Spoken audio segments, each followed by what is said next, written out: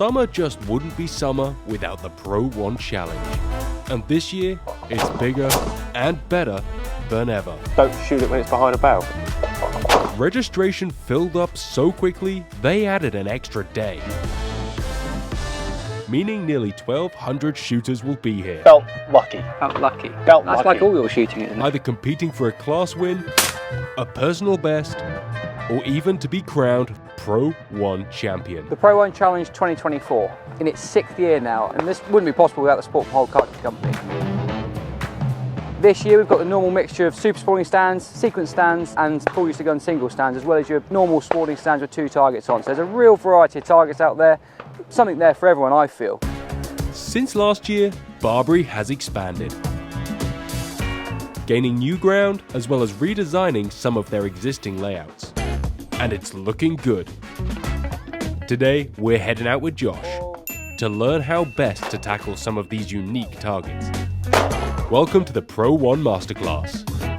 It's good to be back. So you obviously came and shot on Thursday in the weather. So we're going to take you through some of the stands that you found a little bit trickier and talk you through and hopefully put you right on a few things and find where the targets are. Yeah, certainly. Even some of the ones I did well on, I think there's a lot of people who weren't as lucky as me to hit them. We'll go through a few of the stands which I feel are a little bit more technical maybe on how to approach them or how I would approach them, and sort of what I've done in terms of a setting point of view to try and capture that stuff. Interestingly, we're going to start with stand 1, which wasn't an easy start. No, it actually shot a little bit harder than I thought. Lots of people dropping 1s and 2s. Little sort of blaze teal, a left to right sort of midi crow incoming, and right to left chandelle going back the other way. Super sporty style stands, so you've got 3 singles full use of the gun, and we do a non-report pair and 2 simultaneous pairs. So we'll have a look at this, see how we get on and go from there.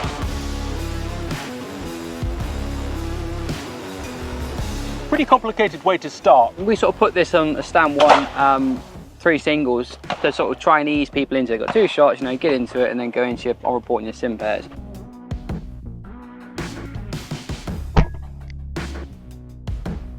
Quite a tricky combination. I mean, singly, the targets are relatively straightforward. It's the combinations when you've got, like, for example, even with the teal coming back down flat looper, you shoot your teal and then a lot of people go and searching for the looper and coming too far back and then racing back through it. So even with the teal coming back down flat looper, you shoot your teal and then a lot of people go and searching for the looper and coming too far back and then racing back through it. So same thing, shooting the teal, just holding out and watching the looper onto the gun as it comes through the gun, just accelerating through the line.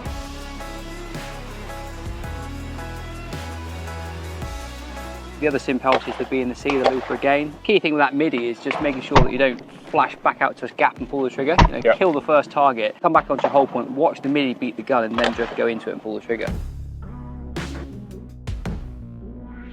When you're watching the singles, you're preparing yourself for the sim pairs, 100%. correct? Or sort of counting the time in flight and just paying attention to what it's going to look like. When you're coming into your super sporting stands, obviously you will inevitably have a mixture of on-report and sim pairs, even Raphael pairs. So when we're looking at the single targets, we're thinking, right, where the hold points are, kill points, etc. But we're also then looking, right, once I've killed that, where will that other target be? So I've got a mental picture of where I'm going to be once I've killed that teal, for example, where the midi's going to be, you know, in relation to where it was when it was on report. Yeah, so you're not thinking, yeah, I'm going to take it on early, but you're realising it's going to be in that zone. Exactly that. So you know where your hold point and your eyes are going, more importantly, so you can watch the clay through the gun and then make the same shot. The A bird, you're just poking from underneath, cover it up and pull the trigger, very simple. Looking through the gun, as soon as you see the teal beat the gun, just driving through the line and pull the trigger. B.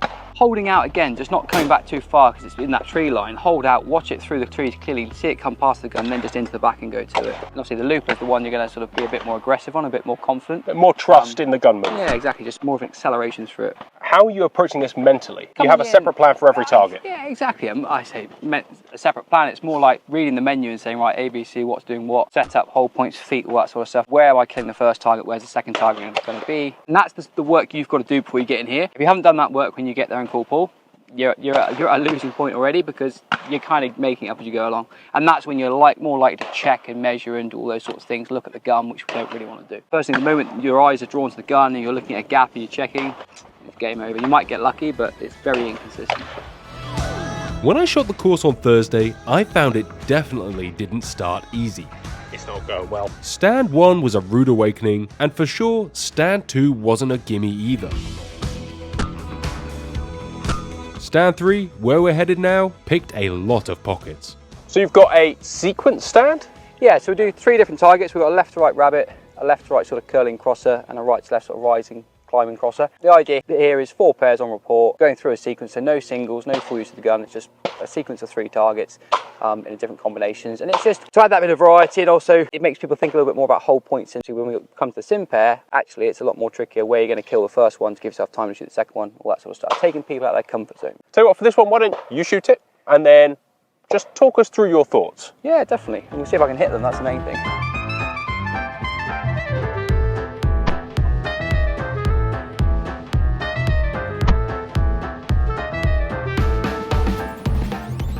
First pair A-B. I put a pro piston in for the rabbit. It's what, 15, 20 yards? Yeah, and that's exactly what you're going to want to do. You know, that's where you want to use these different shot sizes, different cartridges that are in the range to give you as much advantage as possible for the target, Yeah, right? not worth changing choke for potentially, but it's a nice quick. Because we're shooting a sequence of 3 different targets, you've got to shoot those longer crosses as well. So you don't really want to go, you don't want a cylinder in. 100%, because then you're going to be at maybe a disadvantage for some of the longer targets out there. Change the shower rather than changing chokes, and that gives you the advantage for that rabbit, and then you can put your Pro 1.7 halves on the crosses. And actually, when we look at it, obviously we've got a big open terrain behind us, so it's quite difficult to judge the distance of those targets. Yeah. They're always going to look a little bit further away than they are because there's not a lot of backdrop out there. And that's sort of part of my job in terms of where we put stands and setting the targets, is to try and trick people into thinking, actually, how far away is that or how quick is that? Like, that's the skill in it anyway. So the rabbit's a fairly easy shot, just come for its back edge, slightly off the front, nothing too complicated. Exactly that, so just making sure that we're holding out, watching it beat the gun, as soon as it's beating the gun, taking the gun straight to the bird and pull the trigger, and just trusting our eyes with that one. And obviously then, you know, for example, the first pair we then go up to the crosser, so the danger with the crosser there, you can see it's coming from quite a long way off and we're shooting it quite late over here. In my opinion, that's the best kill point. What a lot of people, mistake they'll make is they'll set up and shoot the rabbit and think, right, I've got the rabbit shot, and rush back here for a hold point on the incomer, crossing bird, and they're connected with it way too long. It's fair to say that it's fairly slow, but it's not too close. Danger is we shoot the rabbit, come right back to get connected with the incomer, but then actually we've got this connection here. We spend a long time with the bird, we watch the gun, watch the space, measure, check, and we're in, you know, we end up in no man's land, and we want to kill it here. So we're better off killing the rabbit, holding out further and just watching that target come into the gun. As it beats the gun, then we can get connected from the back of it and make the shot from there. Whereas the seabird is different again in that you can't need just get on and break it. Yeah, I mean, you've got several kill points, right? So I would say like the seabird, you know, you'll see a lot of people want to take it on early and then some people shoot a bit later. So that's, again, subject to where you want to position your hold point based on the kill point. You know, if we're going to kill it later here, we don't want to be right back here again, so we'll spend so much time with the target, we'll check, we'll measure, and we'll be, you know, be a complete waste of time. So we want to hold out again. For me, I'm killing it sort of probably 2/3 of the way across its flight. Yep. So I'm holding out. As soon as that clay beats the gun, I'm inserting into the back of it and just drive the gun through the line. Pretty much all swing through, just at a different gun speed. Exactly that. It's the safest and most consistent method to shoot. So, you know, we're always going to get the line and the speed of the target. It's reliable, right? And that's why we're going to use that. Yeah. And obviously when we come to the sim pair, the 2 crosses, the danger there, we think, right, okay, I want to take the seabird on, so I'm going to attack the seabird and then try and find this B-bird and make a rush shot. So we attack the seabird, we're holding out again, watching that B-bird beat the gun, then just driving through the line of it to make the shot. And that's the point in a stand like this, is just to put you under pressure, same targets, but you're now having to kill that seabird way quicker in the sim pair. It's taking you out your comfort zone. And certainly that's where you'll see potentially the lesser experienced shots where they get into a bit of a muddle with it because they don't really have a plan for their setup of the pair. There's just over 40 different machines out there. So obviously you've got super sporting stands, your full use gun singles, you know, your sequences like this. Shooting as a report and a sim, that's a different target. Exactly, you're getting lots of different combinations. That in itself is a challenge. Yeah, exactly that. And that's why it's called the Pro 1 Challenge, right? The Pro 1 isn't all about clay shooting. This is a proper event, somewhere you can come and hang out all day. Or, like some of the folk here, a full week. I think like any major competition or major event, creating an atmosphere is really important. So the one thing we managed to do here at the Pro 1 Challenge, which we've always done for the years we've run it, is a trade village. This year the trade village has doubled in size, with great food on offer and a load of trade exhibitors offering everything a shooter could need. I've been here with a stand meeting lots and lots of customers, and I was really fortunate to be able to shoot with the Gunroom squad on the first day, and what an event. There's so much variety with the shoot, there's no eyesight tests at all, and it's just good fun. Everybody's coming off with a smile on the face, and if you're not smiling when you're shooting, you need to change your cartridges, change your glasses, or get some shooting lessons. With the sun blazing overhead, this area became the central hub to catch up with old friends. Oh, what a great event every year. I shot yesterday in the lovely damp weather and the wind, which was fabulous. Shot stand 6, which I think was brilliant, which is this lovely tower bird, which is like a raboo. coming from it and it's dropping down. I didn't touch this dropping target on my round, and I wasn't alone. So this was Josh and I's next stop. Josh, help me. What are you supposed to do with this weird, dropping, loopy, incoming standard thing? Stand 6, one of our true Superpoint stands. So the 8-bird is a chromatic chandelle off a lifted tower. Standard clay, actually got a training spring on the trap, not under a huge amount of power, but the line is changing the whole time. And I think that's what brings in that technical element rather than, oh, it's a looper out there, let's just drive on through it and give it a big gap, right? A lot of this will be, again, where you want to kill it, and also technique is massive here. Our approach to the target and our setup, right, where do I want to kill it, and then working back from there in terms of where your whole point is, and therefore where you're going to start with movement. What is the best way? You've got to be in a comfort zone where you feel it's most consistent to kill. Well, that looper we actually only shoot twice, right? We've got a full use of the gun. In theory, we can try to find the target if we haven't got a plan, and then we've only got to shoot it once in the double. We look at the pair and we say, actually, right, it's the second bird in the pair, so actually if I miss the first bird, let's double barrel it, right? The first bird's that incoming crow. You know, let's get one on the card rather than none. So yeah, so we'll say we'll have a look at the target, see what it's doing, and I want you to make a plan and think, right, where do I think I want to kill it, and therefore how am I going to get there? Amazing how much easier it is in my mind now that we're not in a competition environment. My plan would be to hold just off the right hand edge of that bale, let it pass the gun, not too much, and then nice slow progression into a gap in front. Cool, so you've got the idea of where you want to kill it. And just the main thing is, let's not try to check and measure and see a gap. It's not as if it's being driven down, right? It's coming out and then it's sort of gaining speed as it comes down, but it's not driven down under a lot of power, which is quite an important thing to look at. And obviously with it being a looping target, it's not dropping here, it's dropping out there, right? So that's where the line comes into it. It's probably not sovereign territory. No, but at the end of the day, that's what they're there for. For something like that, where you're less confident, let's make ourselves even more confident, put those in. We know we've got it in there. You know that one pellet's going to smash it, and if I don't put the gun quite in the right place, you've got the confidence that you might get lucky. Yeah. Golden pellet. Yeah, a lot easier outside of a competition scenario. Yeah, and obviously like you haven't got the pressure of, oh, I want these two on the card because I want to make a score. The main thing there is like, we just don't move until that clay comes past the gun. Yeah, so just holding out like you did. As soon as the clay's beating the gun, let's go in through that line. Just let our eyes take over and let it do the work. Again, not going to see many like that. And that's cool, like I say, that's why we put a couple on there. We thought I could have been really horrible and put several on in the sequences, but I thought, right, let's just put a couple on there, just to give people a taste of something slightly different, without actually, if they can't shoot something like that, they'll be completely demoralised because they don't know where it is. The other two birds in the sequence are neither here nor there. Yeah, exactly. Watched a lot of people miss a C, but I think that was just competition scenario. You're just used to giving that a load of power. Yeah, and that's the secret. You know, you're coming from there and going there. I mean, with the seabird there, we obviously shoot that as a RAF pair. So Raphael pair, it's not on report. It's hold the button down. As soon as the trap's fully cycled, they'll release it straight away again. Yeah. So it's coming. The timing can be slightly different to a non-report pair. So again, it's just to put you out that comfort zone and make you think a little bit. Actually, on the target that's a Raphael pair, it's relatively straightforward. Thank you very much. I feel significantly better now. I've actually hit it. Well, there you go. Before we move on, as much as sovereigns can be a confidence booster, sometimes they are kind of necessary, right? Yeah, obviously we're at stand 7, so we know what's coming. The high tower once again employed for a target, crossing but quartering away as well. Yeah, exactly that. And obviously it being the distance it is and the height, that will scare quite a lot of people. So it's an unusual angle. Something we won't see on a normal portal layout week in, week out, right? Opportunity to stick those parkour 6.5, just give you that extra bit of hitting power. Listen, your standard Pro 1 7.5, your Sovereign 7.5, Sovereign 8, whatever. I know they'll break it. They're going to kill that, right? But it's up here we want to trick. What we've got here, obviously, the tower's the trickier target, and then we come down for that little steady batu. So we've still, a lot of people come in thinking, oh, the tower, like, I need to really work on this and focus on this. They put so much effort into that. The amount of scorecards I've seen that have missed this little batu. They put so much focus onto this and really wind up for this and then come back. And actually a simple thing here, for example, the tower's the first target, right? So people come into the stand, you see so many people, right-handers, that shoot way across their body. So they set themselves up to shoot the tower bird, probably come around way too far, and come back to the batu, and we're at such an awkward angle here, we just pull ourselves completely offline, or actually end up accelerating all the way through it because our bodies come around so much. For me, we're coming into that stand, my left foot being a right hand is always going to be square to I want to kill the target. So for me, both kill points on both targets are pretty similar. You got sort of 5 degrees either side Exactly. of your foot. So I'm setting myself up for the tower bird here and then turning back through my core to keep my shoulders square. Drive the gun through the line of the bird there, bang, come back, hold out for the batu, let the batu beat the gun, and I can come back and it's a very small shot. My feet position doesn't need to change for this pair. This is one of those perhaps 2 cartridges jobs. Sovereigns for the big one, probably shoot pistons at the second. Exactly. It's a batu, it's a very thin clay, you know, a 9 shot on a batu at that distance is gonna crunch it, no problem.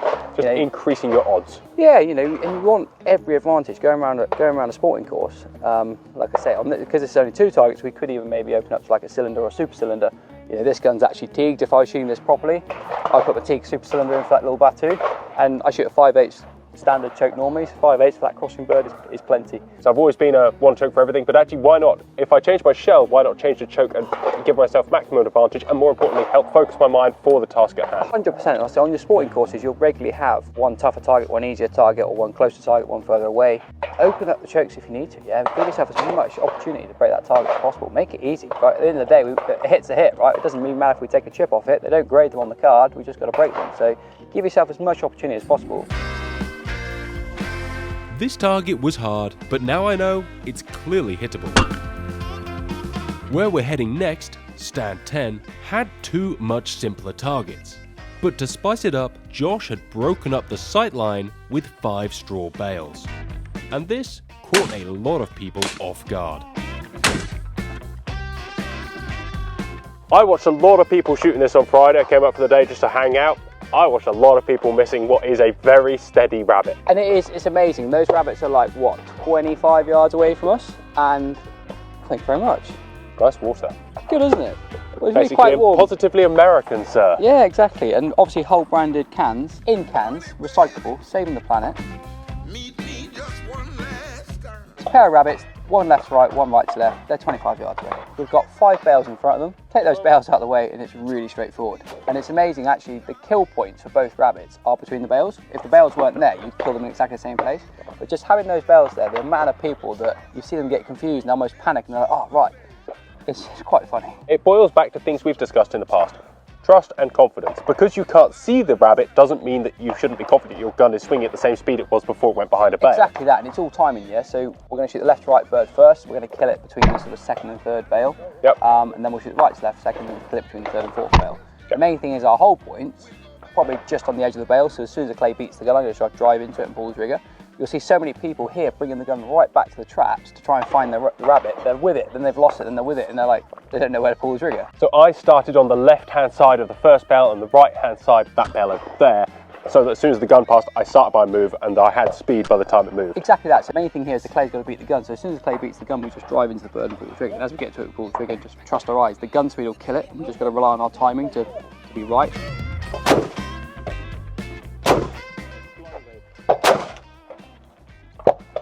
Oh, he's good.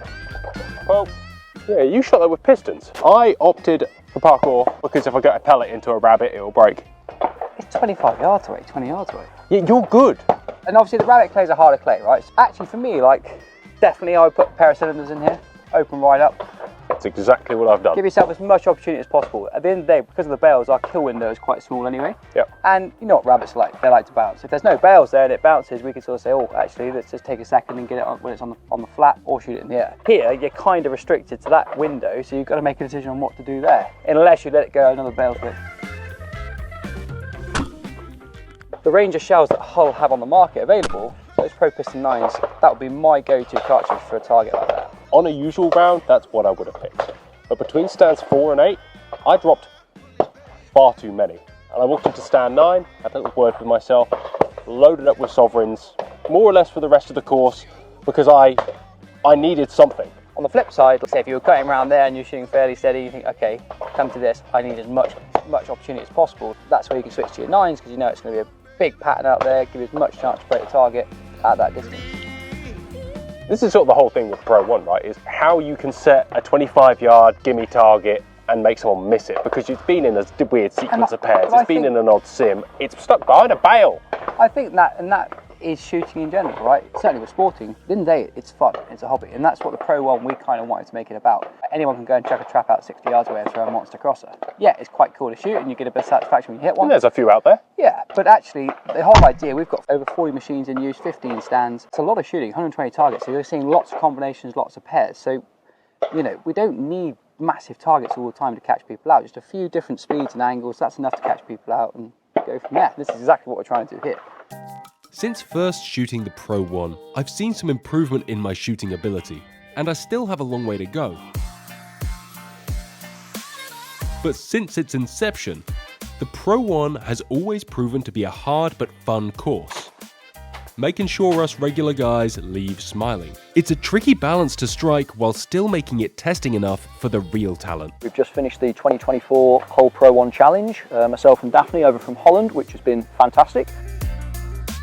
It was a lovely event. The second time I was here at Barbury. Excellent targets. Overall, I think we did an excellent job today. Yeah. Struggled on hard targets and missed some really easy ones. Really enjoyable, and thanks to Josh and the team for putting up a shoot like this. Absolutely amazing. I love the Pro 1, and so does everyone else. I mean, the Saturday, Sunday sold out within a couple of days, and the whole shoot all week, and they put an extra day on, and it sold out, so it can't be just me that loves it.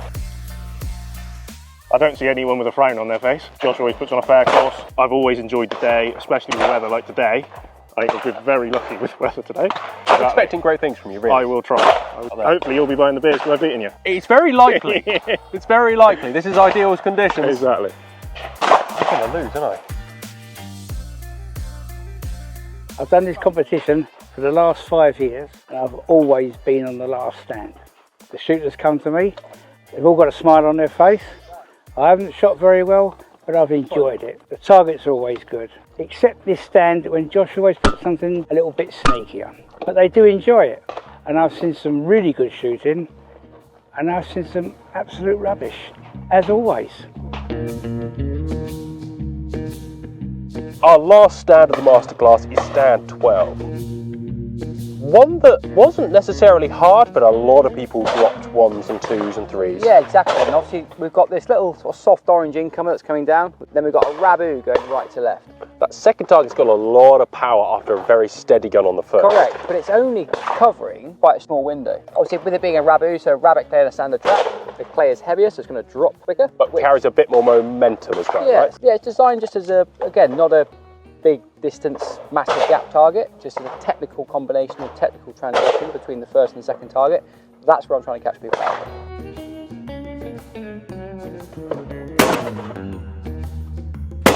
Is this a place we could maybe move out of a swing through to give ourselves more time? We'll go back into the cage in a second, you'll see our kill window is quite small.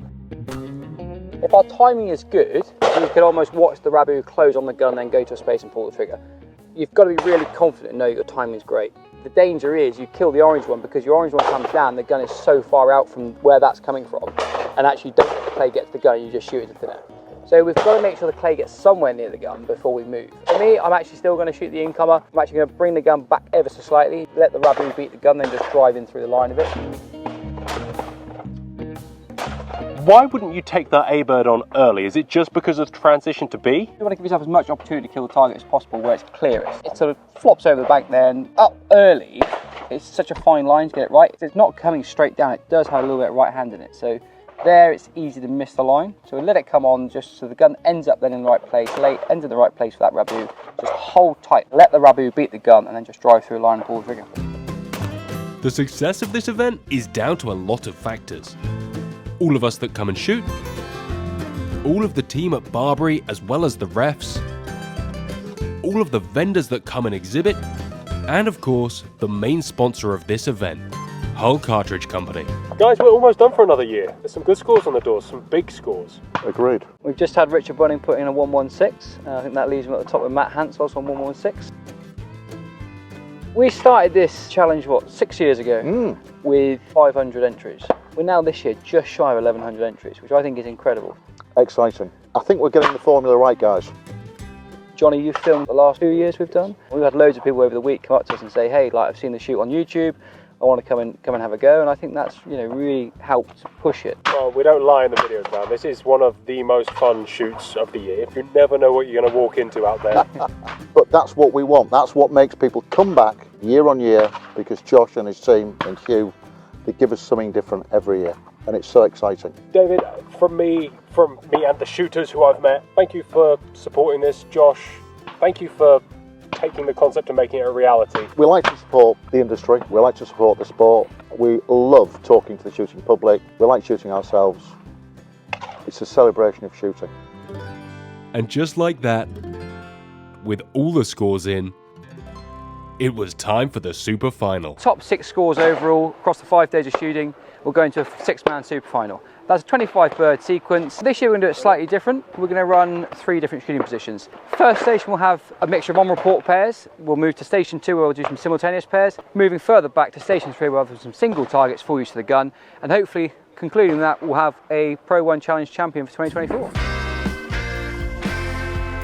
With one absence, the top 5 shooters stood up in front of the crowd and started to crush some extreme targets. Watching these Superfinals is always an experience I look forward to. And as they progressed through the pegs, positions changed up and down. Until finally, Richard Faulds and Billy Greenwood had to shoot off on the 4th peg for the top spot.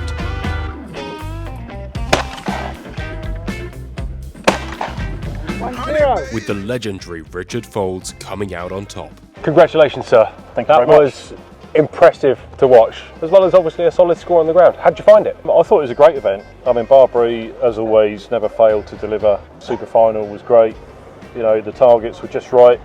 There was stuff there to miss, but stuff there that you could claw back. Maybe not on that last peg. That was impressive. I mean, we all know what Josh is like. Sometimes you'll get him 10 yards or 110 yards, you never quite know. It was really good, thoroughly enjoyable, and you know, I think every year this is a definite must-attend event. There's nothing in the UK quite like the Pro 1 Challenge. Second place in B class. Regardless of whether you're one of the lucky few who can consider winning this competition, or whether you're just looking for a great experience, I can see no reason to not attend. If it fills up as quickly as it did last year, you better be ready for registration to open for next year's Pro 1. My thanks to all of those whose hard work made this event as great as it was. Congratulations to all of the winners across all the classes. And a massive thank you to Hull Cartridge Company for their continued support of this event. I can't wait to see what's in store next year.